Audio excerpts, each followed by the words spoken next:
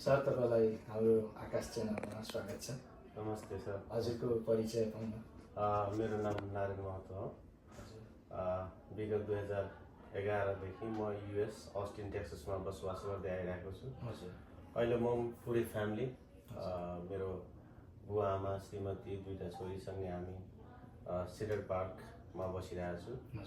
र मेरो ब्याकग्राउन्ड भन्दाखेरि म अहिले तपाईको मेरो आफ्नो स्टोरहरू एउटा सानो व्यवसाय तपाईको ग्यास स्टेसन रेस्टुरेन्ट मेरो पार्टी रेन्टल्स त्यसपछि तपाईको मेरो ब्युटी सम्बन्धी ब्युटी स्यालुनहरू वालमार्टमा त्यसपछि तपाईको मेरो एजुकेसनल टोइज हैन। अब मेरो परिचय त भन्दाखेरि अब धेरै छ तपाईको भित्र हैन। मैले सुने अनुसार हजुरको नाम नै काफी छ परिचयमा, तर पनि यो सबै गर्नमा कति स्ट्रगल गर्नु पर्यो र यो मानिसहरू हाम्रा दाजुभाइहरू नेपालबाट आएर कतिजना हरेस खाएर बसिरहेछन्, उहाँहरूलाई यो समयमा हजुरले के सजेसन दिन चाहनुहुन्छ? एकदम अब सुरुमा अब म नयाँ जुन हाम्रो जुन प्राय गरेर हामी डिबीमा आउने गर्छौँ, कोही स्टुडेन्टमा आउँछ हैन। सर्वप्रथम त युएसमा आइसकेपछि तपाईको अब डिबी वालाले म पहिला के भन्न चाहन्छु, किनभने म पनि डिबी पढेर आएको हो, उहाँहरूलाई के भन्न चाहन्छु, तपाईहरु जब यहाँ आउनुहुन्छ हैन, तपाई अब तपाईले स्किल हुनु पर्यो। मेन कुरो स्किल हैन, तपाईको केमा इन्ट्रेस्ट छ त्यो तपाईले पत्ता लगाउनु पर्छ। ल जस्तो तपाई कसै हुन्छ होला पढ्नमा इन्ट्रेस्ट छ, म जब गरेर गर्छु, तपाई त्यसैमा फोकस गर्नु के। तपाई त्यसैमा A1 हुनु, तपाईले राम्रो गर्न सक्नुहुन्छ। र अब कोही साथीहरु सुरुमा आइसकेपछि अब तपाईको ग्यास स्टेसन कोही अब कहाँ गर्छ, कोही कम्पनीमा गर्छ हैन। म के सल्लाह दिन चाहन्छु भने मेन कुरो सबभन्दा माइन्डसेट हो तपाईको दिमागमा हुनुपर्छ मलाई यो गर्नु छ। किनभने युएस आइसकेपछि तपाईको यहाँ कसैको थाहै जाउ छैन, सबैलाई थाहा छ हाम्रो नेपाल जस्तो उता जस्तो यहाँ थाहै जाउ छैन।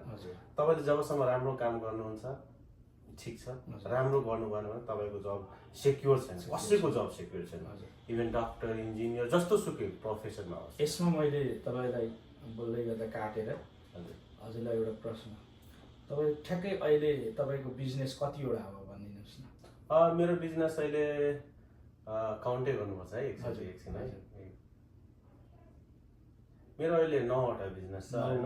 मेरो अनलाइनहरु पनि छ, अब अघि नै भने अझै मेरो छ, तर मेरो अनलाइनहरु छ के। मेरो अमेजन स्टोर छ, त्यसपछि अब त्यसलाई भनौं हामीले 9वटा भन्दा 12-13वटा बुझौं। त्यसरी बुझ्नु। हजुर, त्यसकारण तपाईले यहाँले आउने स्टुडेन्टहरुलाई हरेक दुःख पाइराखेकाहरुलाई जब दिनु भएको छ भन्ने मैले सुनेको छु हैन। कतिजना अभर परेकोहरुलाई सहायता गर्नुहुन्छ, हरेक भाइ बहिनीहरुलाई सजेसन दिनुहुन्छ, अनि तपाईको दिल एकदमै खुल्ला छ, खुल्ला किताब जस्तो छ। मैले मसँग बोल्दै गर्दा पनि तपाईको दिल एकदमै खुल्ला।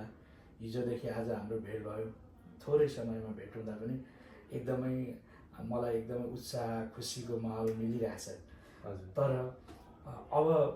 अब जस्तो अहिले अभर परिराखेर बसेकोहरूलाई जस्तो भाइ बहिनीहरू कतिजना अभर परेर जबहरू नभएर बसिरहेछन्, उहाँहरूलाई तपाईले जब दिनुभएको छ, त्यो एकदम राम्रो कुरा छ।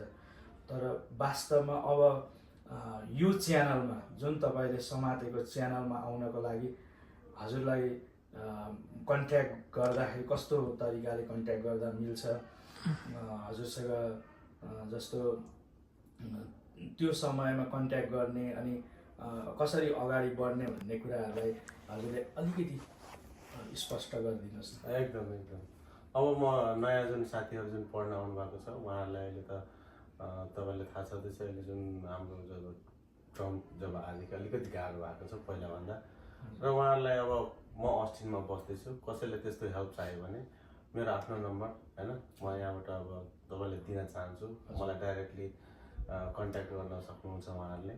र मैले चाहे जति म हेल्प गर्न सबभन्दा पहिले म आफ्नो एउटा नेपाली जुन हामी जुन मुलुकबाट आएको छौँ उहाँहरूलाई म फर्स्ट प्रायोरिटी दिन्छु। किनभने उहाँहरूको अब मलाई थाहा छैन उहाँहरूले कसरी आउनु भएको छ, कस्तो उनीहरूको कस्तो स्ट्रगल हुन्छ, म प्राय गरेर फर्स्ट प्रायोरिटीमा राख्छु। त्यही भएर म उहाँहरूलाई मेरो नम्बर जस्तो मेरो कन्ट्याक्ट गर्न सक्नुहुन्छ।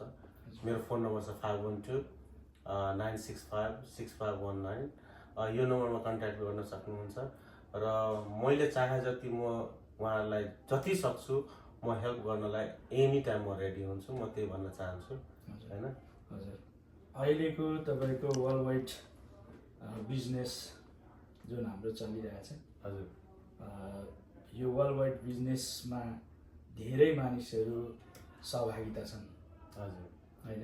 हजुर यसले कसैलाई करोडपति अरबपति बनाइरहेछ हजुर हजुरको यो च्यानलबाट। अब जुन वर्ल्ड फाइनेन्सियल ग्रुप उहाँले जुन सोध्नुभयो म त्यसमा पनि लागिरहेको छु। अहिले म हाल तपाईँको भर्खरै लास्ट विक म EMD-मा प्रमोट भएँ होइन। म उहाँहरूलाई के भन्न चाहन्छु भने जुन हामी युएसमा आउँछौँ, यो सिस्टमको देश हो। सिस्टमको देशमा आइसकेपछि तपाईँले सर्वप्रथम त हामीले कहाँ आएको छ, यहाँको सिस्टम के छ, अनि यहाँ कस्तो कस्तो एकाउन्टहरू छ, यहाँको तपाईँको धेरै चिजहरू छ। जस्तो कोही अब बच्चाहरू हुने मान्छे, जस्तो कसैले स्कुल पढाउने छ, कसैको अब स्टेट प्लानिङहरू, तपाईँको प्रोटेक्सन, रिटायरमेन्ट, यहाँको इन्भेस्टमेन्ट होइन। सुरुमा म के भन्न चाहन्छु भने उहाँहरूलाई कोही यदि चाहनुहुन्छ म आफ्नो पर्सनल डेभलपमेन्ट अथवा मलाई यहाँको फाइनेन्स सम्बन्धी होइन म जान्न चाहन्छु भने उहाँहरूले सर्वप्रथम म 15-20 दिन तपाईँहरूले अब यसमा भनेको खर्च भनेको केही छैन।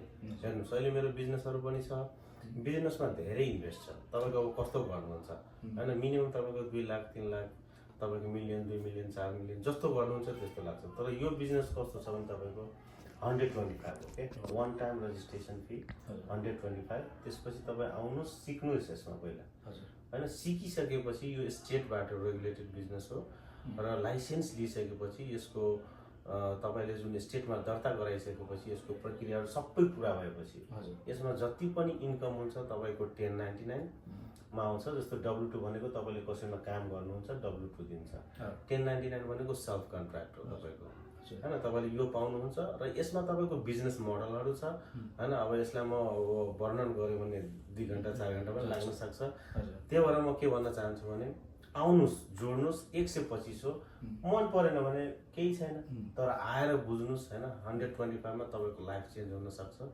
यहाँ अहिले धेरै उदाहरणहरू छ जहाँ कि मान्छेहरू राम्रो गरिरहेछ। म आफै एउटा राम्रो यहाँ यसरी मानिसहरूले हजुरले यो एउटा कुरा मानिसले यसरी बुझिरहेछन् यो कुरालाई, जुन हामीले वर्ल्ड बिजनेस फाइनेन्सियल्सको कुरामा चाहिँ मान्छेले के बुझिरहेछन् भने हिजो अस्तिका दिन एउटा स्कुटरको हजुरले सुन्नुभयो नि, त्यो स्कुटरको एउटा लगनी गरेर त्यो फेक अनलाइन काम गरेकोले गर्दा मान्छे आत्तिएका छन् कि अब कतै त्यही त होइन भन्ने खालको भइरहेछ। त्यसलाई स्पष्ट गरिदिनु। एकदम राम्रो क्वेसन। सर्वप्रथम यो बिजनेस कस्तो छ भने सर्वप्रथम स्क्याम कोही भन्छ नि, स्क्याम भयो। स्क्याम भनेको के हो? हजुर, तपाईँले कसैलाई पैसा दिनुहुन्छ, ल 2000 रुपियाँ दिनु, म 4000 गरिदिन्छु, त्यो स्क्याम भन्छ। तपाईँले जसको कुनै पेपरहरू हुँदैन, ल मौखिक हुन्छ क्या। हजुर, यो भनेको के हो भने यसमा तपाईँले लाइसेन्स, स्टेटबाट लाइसेन्स गभर्नमेन्टमा सर्वप्रथम युएस भनेको सिस्टम र के भन्छ यो रुल्स रेगुलेसनले चलेको देश हो होइन। त्यो भएर यो भनेको हामीले स्टेटबाट म के भन्न चाहन्छु भने स्टेटबाट लाइसेन्स पास गरेर स्टेटमा दर्ता गराएर हामीले काम गर्ने। विदाउट लाइसेन्स तपाईँ एउटा सिङ्गल पेनी पनि बनाउन सक्नुहुन्न यहाँ। र कमाएको पैसामा 1099 भनेको अब तपाईँको जो सेल्फ इम्प्लोइड उनीहरूले पाउने हो। W2 फर्म रिलेटेड हुन्छ। हजुर हजुर, 1099 तपाईँ आइआरएसको जुन हुन्छ नि, जस्तो यहाँ W2 हुन्छ, कसैले बिजनेसमा पार्टनर गर्छ भने K1 हुन्छ, कसैले सेल्फ कन्ट्र्याक्ट, तपाईँले जुन आफ्नो सेल्फ कन्ट्र्याक्ट भनेको जस्तो उबर चलाउँछ, उबरमा 1099 दिन्छ, यसमा 1099 आउँछ। त्यसले तपाईँले ट्याक्स फाइल गर्न सक्नुहुन्छ। र यो लाइसेन्सले तपाईँ अफिस खोलेर होइन, तपाईँ एउटा फाइनेन्सियल एजुकेटर प्लानर होइन, तपाईँ के को लाइसेन्स लिनुभएको छ। यसमा धेरै टाइपको लाइसेन्सहरू छ क्या। तपाईँले सेक्युरिटीमा जानु छ, लाइसेन्सिङमा जानु छ, ब्याङ्किङमा जानु छ, प्रोपर्टी क्याजुअलिटीमा जानु छ, केमा जान चाहनुहुन्छ त्यसको लाइसेन्स लिएर काम गर्ने हो। त्यही भएर यो स्क्याम त बुझिहाल्नुहोस्, यो के रिलेटेड छ। हामीले यसरी बुझ्नलाई विशेष गरेर जब हामी स्टेटबाट लाइसेन्स निकाल्छौँ भने अलरेडी हामी गभर्नमेन्ट दर्ता भयौँ। हजुर हजुर, गभर्नमेन्ट दर्ता भइसकेपछि भनेको हामी इलिगल भएनौँ, हजुर लिगली काम गर्ने एकदम अवसर पायौँ। अनि ट्याक्स फाइल गर्न पाइन्छ कि पाइँदैन भन्नेहरूलाई पनि तपाईँको एकदमै लिगली भइसकेपछि 1090 एकदम 1099 भनेपछि तपाईँको 100% 100 गर्न सकियो 1000% 12 मा यस होइन। हजुर त्यस कारणले गर्दा एकदम खुसी लाग्यो। अनि विशेष गरेर अब हाम्रो यहाँबाट हजुरले केही अरू सजेसन कसैलाई दिनु छ भने हजुरको परिवारप्रति केही सम्झना छ भने छोटो ल म लास्टमा म के भन्न चाहन्छु भने जति पनि जुन अहिले मलाई सुनिराख्नु भएको छ होइन उहाँहरूलाई म धन्यवाद दिन चाहन्छु। उहाँहरूले जुन समय लगाएर सुनिदिनु भयो होइन। र मैले अघि नै मेरो नम्बर पनि म राखिदिएछु तपाईँहरूलाई कुनै पनि हेल्प चाहिएको खण्डमा, किनभने मेरो अब 2011 मेरो अब तपाईँको 13-14 वर्ष पनि भयो होइन। मबाट जति हेल्प हुन्छ कसैलाई कन्ट्याक्ट गर्नु छ भने मलाई डाइरेक्टली कन्ट्याक्ट गर्नुहोस् होइन। र त्यसपछि नेपालमा रहनुभएको यदि नेपालबाट कोही सुन्दै हुनुहुन्छ भने मेरो साथीभाइ दाजुभाइ मित्र होइन मेरो फ्यामिली सबैलाई म यहाँबाट सम्झिन चाहन्छु। र अस्टिन बाहेक जुन हाम्रो युएसभरि रहनुभएको सबै साथीहरूलाई सुनिदिनु भएकोमा धेरै धेरै धन्यवाद दिन चाहन्छु। म यति भन्दै आफ्नो 2 शब्द यहीँ टुङ्ग्याउँछु अहिलेको लागि। धन्यवाद। तपाईँसँगको इन्टरभ्यूमा हामी एकदमै खुसी भयौँ र तपाईँसँग भेटघाट हजुरले दिनुभएको यो एकदमै मिठो आवाजलाई हामी कहिले पनि बिर्सिन सक्दैनौँ र हामी सधैँ टचमा हुनेछौँ। आज तपाईँको धेरै कुराहरू थियो सोध्नुपर्ने मैले पनि, तर टाइम सर्ट भएको कारणले गर्दा सबै कुरा बताउन सकिएन। नेक्स्ट इन्टरभ्यूमा हामी फेरि नमस्ते सबैलाई नमस्ते। नमस्ते।